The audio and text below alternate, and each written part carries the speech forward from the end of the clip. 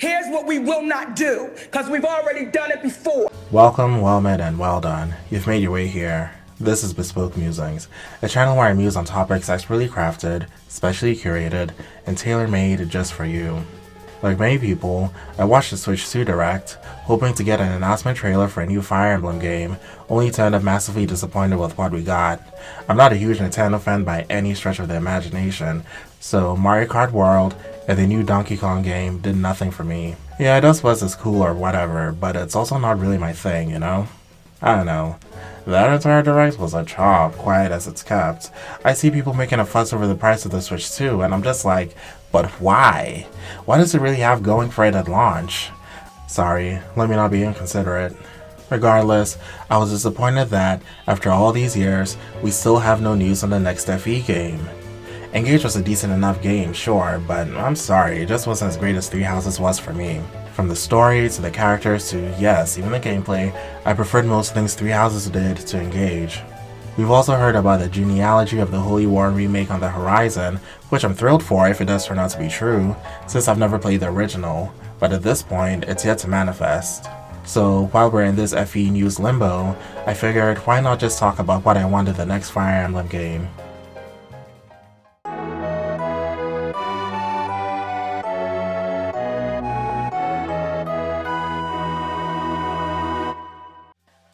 To begin, let's start at the macro level with what I want in a future Fire Emblem game setting. First things first, quite simply, I don't want the typical medieval setting we've seen throughout the series. Controversial, yes, but let's do something new. In its storied history, we've really only seen Nayas break away from this convention once with Hoshido from Fire Emblem Fates, and I found it a refreshing change of pace from what we usually get, you know? We got unique, never-before-seen classes in the series, and an interesting, somewhat substantial weapon split, all taking place in a traditional feudal Japan setting.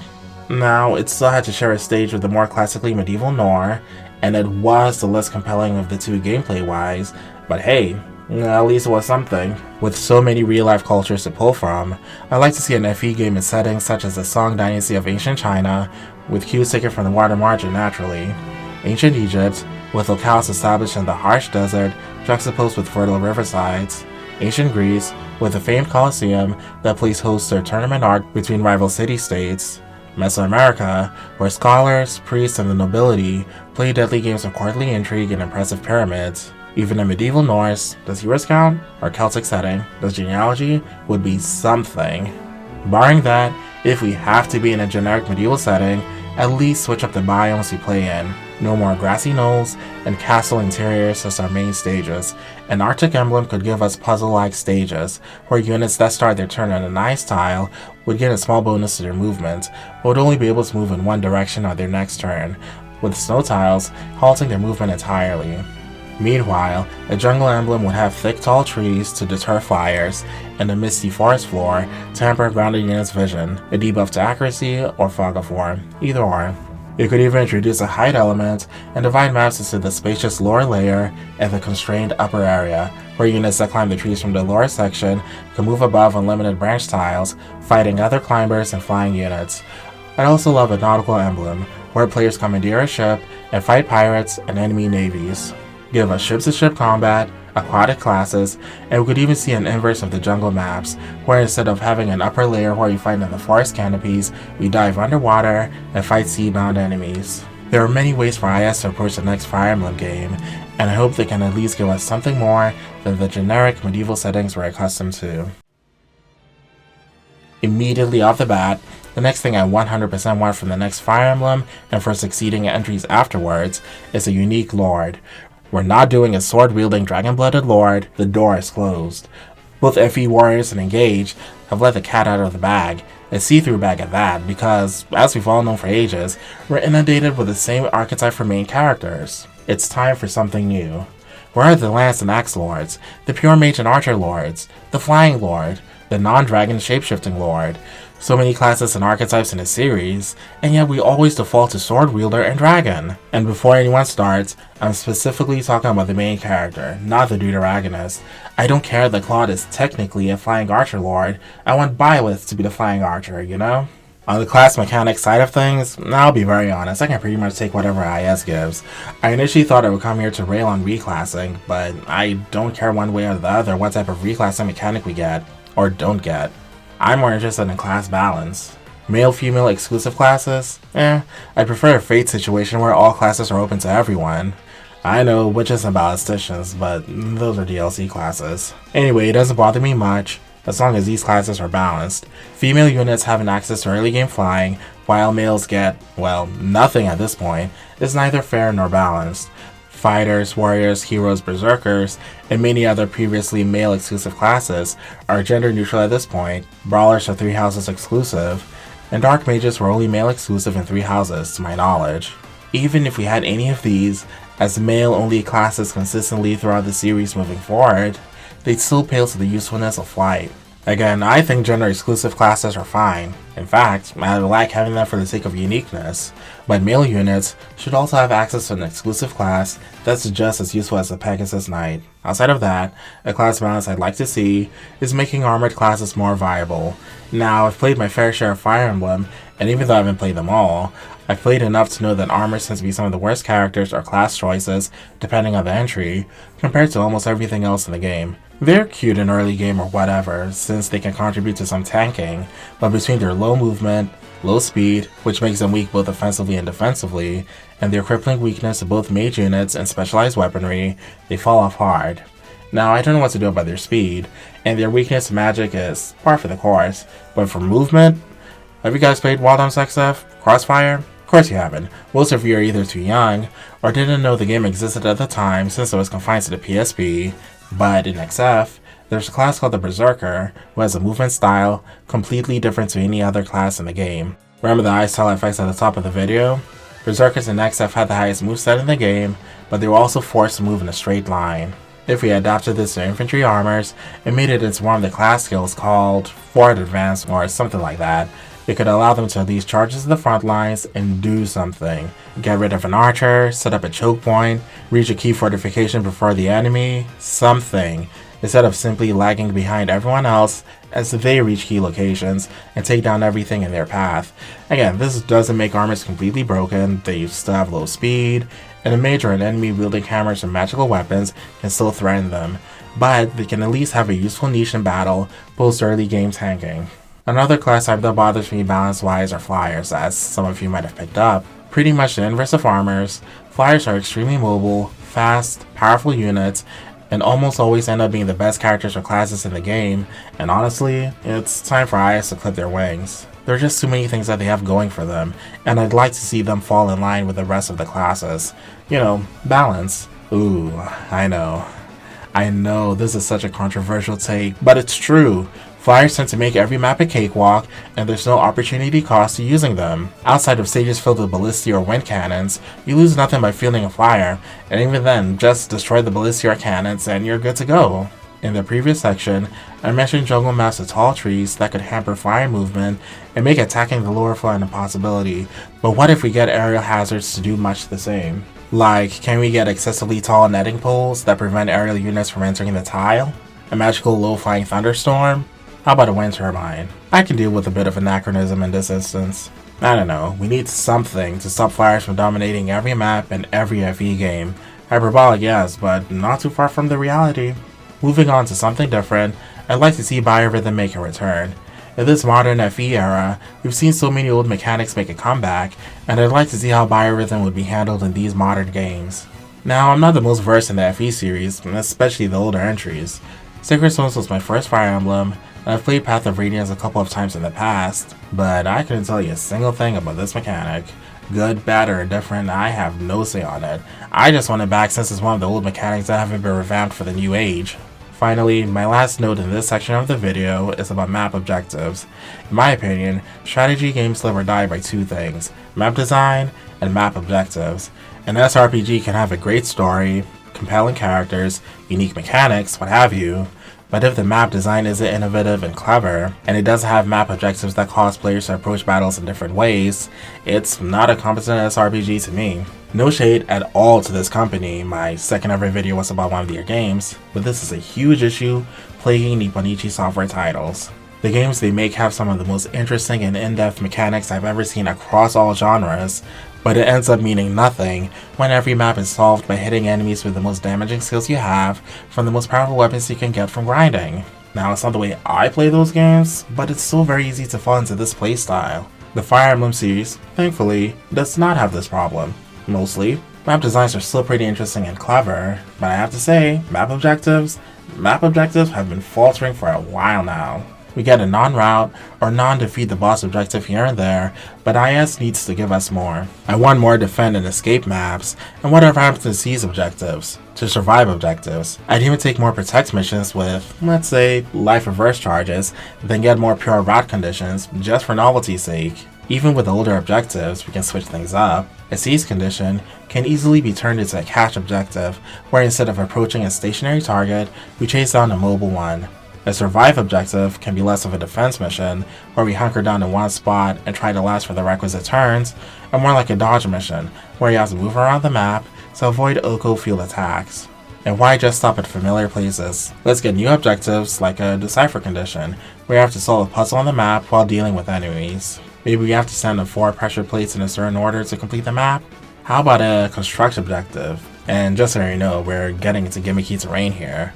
Like if you have to rebuild a structure by going to certain locations on the map to gather building supplies, then going back to the structure to fix it.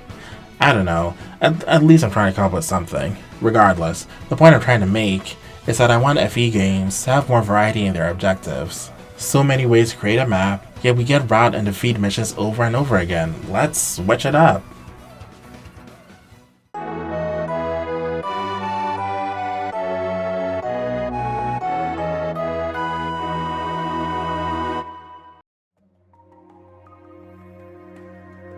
For the next Fire Emblem, and for future entries beyond that, IS, Koei Tecmo, whoever has the next game, please get a real writer. Someone who knows their shit. I'm tired of this juvenile writing. Sick of it. Done with it. We're dealing with stories about war with myriad factions, so let's try to have some coherency with the storytelling and gravitas in the tone. Let's have a world that has proper, well-understood rules with robust world building.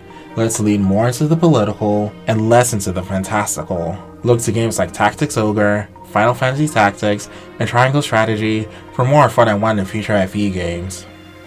I can hear many of your eyes rolling at the mention of these games, but I'm sorry, these games have some of the best, most compelling narratives among all SRPGs. Now, despite saying all that, I don't necessarily want a game that's devoid of all levity. It should still feel like an FE game. As much as I love Yasumi Matsuno, he's my favorite video game writer ever, I don't think his style would work well with Fire Emblem. Basically, give me a slightly more mature Three Houses with a stronger political bend. So using Three Houses as an example, the story would play out without a Garthan presence or involvement, with the conflicts driven solely by the political machinations and maneuvers of rival nations and their leaders. Also, no more dragons, or at least less of a focus on them. I don't know why FE loves to have dragons in their stories, but we don't need them to be prominent figures all the time. They can be a recruitable character as a Manakete, or have one arc in the story as a focus, but again, let's have the plot centered on the realistic, grounded desires of all nations and parties involved in the story. This should also hold for the main character. They can be your typical good-natured protagonists, though I wouldn't complain about a deviation here and there, but I also want them to have realistic desires for their nation or group and themselves. Peace and love are cute and all, but I want a lord that isn't naive or blind to the ways of the world. I want more clever protags, more devious, more crafty, and more shrewd. I want them to be politically savvy, and I want the people around them to have the same level of competence. And it's not like IS can't deliver. We had Robin. It's just, they were attached to the time-traveling story of Awakening, and not one that could fully test the limits of their mental prowess. For companions, I think IS honestly does a pretty good job all things considered, just making them less gimmicky and more grounded. For antagonists, the key words are competent and understandable. I need the antagonists in the game to be excellent at their jobs, and I need them to have motives that make sense and fit in with the world built for us. Outside of a gag villain, I don't want bumbling idiots that always fail at their goal, and I don't want asspholes that take me out of the story. We need menacing rulers, wicked sorcerers, calculated courtiers, staunch loyalists. Whoever the main antagonist is, I want them introduced early on and to maintain a constant, foreboding presence throughout the game. Your underlings or teammates should align with their goals to a reasonable, understandable extent for the character. No one should act antithetical to the character we've been shown throughout the game, and they should get important wins throughout the story. With all that said, the last thing I'd want from the story, well, the game itself, is for it to either have a sequel or prequel. Like, whatever happened to interconnected titles? We don't get sequels, prequels, or midquels anymore, and it's a bit of a shame. I don't know whether it's because of the cost and uncertainty of game development, or because they think DLC can make up for it or what, but I want to see more interconnected titles in the future. Personally, I think if IS has developed a robust, fleshed out world, we should have multiple games taking place there. With how rich Fodlan as a setting was, a Three Houses midquel that took place in the 5 years of Byleth's disappearance would have been pretty neat to play through. Three Hopes is fine, I guess, but I'd want a proper SRPG. That said, if a future game were to have an interconnected entry, I hope they plan to do so early development so that both games can feel like a cohesive unit with shared mechanics and writing, instead of cobbled together, disparate pieces. Now that I've gone over my wish list, let me give 2 examples of what I'd like to see in future Fire Emblems. The first, Crusade Emblem. We just had the whole papal kerfuffle several weeks ago, so how about a holy conflict to pay respects to the church or whatever. Anyways, the elder of an enemy nation initiates a crusade on the holy see of their adversarial neighbor, while it's still in the adjustment period of selecting a new pope after the previous one's passing. We'd play as this newly chosen young pope, who must now protect their lands from the elder, and eventually carve deeper into their lands at the behest of our advisors to put a stop to their schemes once and for all. Along the way, you learn some uncomfortable truths about your religion and your enemy's zone, and through choices made in the game, a variety of endings will be available on how you would resolve the conflict once and for all. As a pope, you are a staff-wielding class and will be a support-based unit. Even upon promotion, you remain a staff wielder, unable to deal damage to opposing enemies.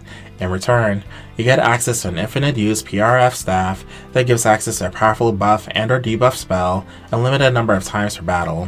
Battle-wise, the first half of the game will have maps composed of defend missions as you are on the defensive against an enemy nation's assault. Once you push into the enemy nation, the second half will consist of siege maps and will have your frail defenseless pope take charge to capture key locations on the map, with several ambush points present to keep players on their toes. Maybe take a bit of a dark turn and bring back the capture mechanic to convert enemies to your side. Anyways, while I've never played the Binding Blade, I did take a lot of cues from that game for this idea. Instead of having a typical powerhouse lord, let's play as a weakling that has to be defended and looked after like a king piece in chess. My second idea is, and I really love this idea, but how about City Emblem? Yep, instead of your typical FE game where you go around the world to your next battles, how about all the games take place in one city and its outskirts? You're the star of the local circus's acrobatic troupe, but your life has always been filled with uncertainty. Your circus travels throughout the city making ends meet, but at its latest stop, a slum, the very slum you grew up in, a massive fight breaks out between the city guards and the townsfolk. Feeling no kinship to the guards, who have accosted your leader in every district for protection fees, you join with your fellow townsmen and repel the guards. Unbeknownst to you, however, the fight broke out due to orders from the palace to impose curfews at unreasonable hours throughout the city. There's been a coup, and the despot has declared martial law to keep the populace in check. To fight against this tyranny, a revolution is formed in the shadows of the slum by a mysterious leader, and thanks to your bravery on display, you are chosen to command the meager forces. Being confined in the city, you start at the slum and battle your way throughout the city's many districts to liberate the townsfolk, recruit new characters, and set up barriers and blockades against the guards. During the town roaming portion after battle, more and more places to traverse are unlocked depending on which districts you liberate. As an acrobat, you wield daggers and are agile on the battlefield, with combat arts that have movement effects. Battles will take place in alleyways, plazas, buildings, sewers, ports, and parks, and there will be various battle objectives depending on the plot. At the end of the story, you find out the true identity of the leader behind the revolution, and you confront the despot who has seized the palace to find out their goals and motivations. Once the final battle is won, several days pass, and a commotion occurs in the port. You look to where everyone is staring, out to the sea, and you see massive warships coming in over the horizon. Sequel bait, naturally. Where did this mysterious force come from? How did they know to arrive right when the city has been fractured? Was the despot tied in any way to them? The revolution leader? Man, if you don't put me in the lead writer seat, I ask. So, to bring it all together, my wish list for the next Fire Emblem games is to switch things up constantly and considerably. There's so many things intelligent systems have yet to do with this franchise, and it's disheartening that we touch on the same beats over and over and over again. There's so many settings we can explore that aren't just generic medieval fantasy, so many different maps to play in, and so many objectives to dictate how we complete a map. And even if we must be in a medieval setting again, just look at the 2 ideas for a future FE I gave in the last section. Not to toot my own horn, but we can do so much more than just naive shonen lord, traipses us around in vaguely western medieval European countryside, and eventually defeats a dark dragon or evil mage terrorizing the world. You know? So I ask, please, please, please, please don't give us the same old tired shtick. I want the next FE game to be something I did never expect. And that's that on that. My next video will be a short one I've been thinking on for a while, and would be much needed practice for me, so please keep an eye out for that. So next time, bye. Thanks for making it to the end of this video. Please, take time to like and subscribe. I'm so appreciative of everyone who clicked on this video to check out what I have going on here. Thank you all so much.